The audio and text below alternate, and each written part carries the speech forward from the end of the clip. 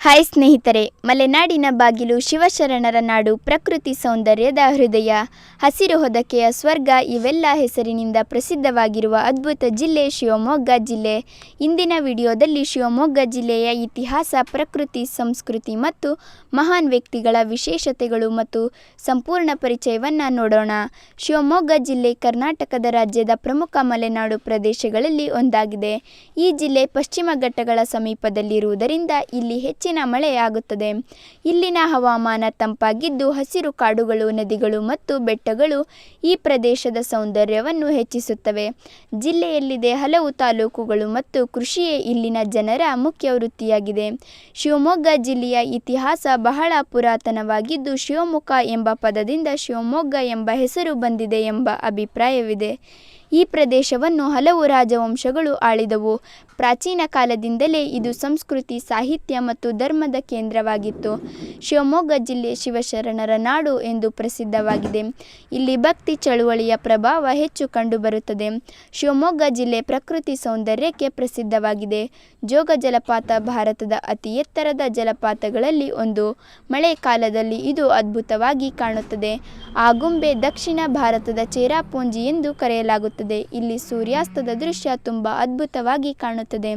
ಸಕ್ಕರೆ ಬಯಲು ಆನೆ ಶಿಬಿರ, ಆನೆಗಳನ್ನು ಸಾಕುವ ಮತ್ತು ತರಬೇತಿ ನೀಡುವ ಕೇಂದ್ರ. ತ್ಯಾವರೆಕೊಪ್ಪ ಸಫಾರಿ, ವನ್ಯಜೀವಿ ಅರಣ್ಯ. ನದಿಗಳು, ಕಾಡುಗಳು, ಬೆಟ್ಟಗಳು ಈ ಜಿಲ್ಲೆಗೆ ವಿಶೇಷ ಸೌಂದರ್ಯವನ್ನು ನೀಡುತ್ತವೆ. ಶಿವಮೊಗ್ಗ ಜಿಲ್ಲೆ ಅನೇಕ ಮಹಾನ್ ವ್ಯಕ್ತಿಗಳನ್ನು ನೀಡಿದೆ. ಕುವೆಂಪು ಕನ್ನಡದ ಮಹಾಕವಿ, ಜ್ಞಾನಪೀಠ ಪ್ರಶಸ್ತಿ ಪಡೆದ ಕವಿ. ದ. ರಾ. ಬೇಂದ್ರೆ ಪ್ರಸಿದ್ಧ ಕವಿ. ಅಕ್ಕಮಹಾದೇವಿ ವಚನಕಾರ್ತಿ. ಇವರಂತಹ ಮಹಾನ್ ವ್ಯಕ್ತಿಗಳಿಂದ ಶಿವಮೊಗ್ಗ ಜಿಲ್ಲೆ ಸಾಹಿತ್ಯ ಮತ್ತು ಭಕ್ತಿಯ ಕೇಂದ್ರವಾಗಿದೆ. ಶಿವಮೊಗ್ಗ ಜಿಲ್ಲೆಯ ಮಲೆನಾಡು ಆಹಾರ ವಿಶೇಷವಾಗಿದೆ. ಇಲ್ಲಿನ ಪ್ರಸಿದ್ಧ ಆಹಾರಗಳು ಅಕ್ಕಿ ರೊಟ್ಟಿ, ಕಡುಬು, ನೀರು ದೋಸೆ, ಮಲೆನಾಡು ಸಾಂಬಾರ್, ಕಾಯಿ ಆಧಾರಿತ ಕರಿಗಳು, ತೆಂಗಿನಕಾಯಿ ಮತ್ತು ಅಡಿಕೆ ಬಳಕೆ ಹೆಚ್ಚು. ಮಲೆನಾಡಿನ ಊಟ ಆರೋಗ್ಯಕರವಾಗಿದ್ದು ನೈಸರ್ಗಿಕ ಪದಾರ್ಥಗಳಿಂದ ತಯಾರಾಗುತ್ತದೆ.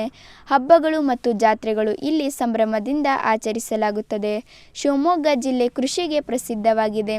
ಮುಖ್ಯ ಬೆಳೆಗಳೆಂದರೆ ಅಕ್ಕಿ, ಅಡಕೆ, ಕಾಫಿ. ಹೆಚ್ಚಿನ ಮಳೆ ಕಾರಣ ಕೃಷಿ ಉತ್ತಮವಾಗಿ ಬೆಳೆಯುತ್ತದೆ.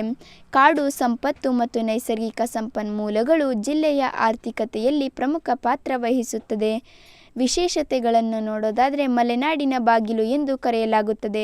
ಹಸಿರು ಪ್ರಕೃತಿ ಮತ್ತು ಹೆಚ್ಚಿನ ಮಳೆ, ಪ್ರವಾಸಿ ಸ್ಥಳಗಳ ಸಮೃದ್ಧಿ, ಸಾಹಿತ್ಯ ಮತ್ತು ಸಂಸ್ಕೃತಿ ಕೇಂದ್ರ. ಶಿವಮೊಗ್ಗ ಜಿಲ್ಲೆ ಎಂದರೆ ಪ್ರಕೃತಿ, ಇತಿಹಾಸ, ಸಂಸ್ಕೃತಿ ಮತ್ತು ಮಹಾನ್ ವ್ಯಕ್ತಿಗಳ ಅದ್ಭುತ ಮಿಶ್ರಣ. ಇಲ್ಲಿ ಭೇಟಿ ನೀಡಿದರೆ ಜೀವನದಲ್ಲಿ ಮರೆಯಲಾಗದ ಅನುಭವ ಸಿಗುತ್ತದೆ. ವಿಡಿಯೋ ಇಷ್ಟವಾದರೆ ಲೈಕ್ ಮಾಡಿ. ಇನ್ನಷ್ಟು ವಿಡಿಯೋಗಳಿಗಾಗಿ ನಮ್ಮ ಚಾನಲನ್ನು ಸಬ್ಸ್ಕ್ರೈಬ್ ಮಾಡಿ.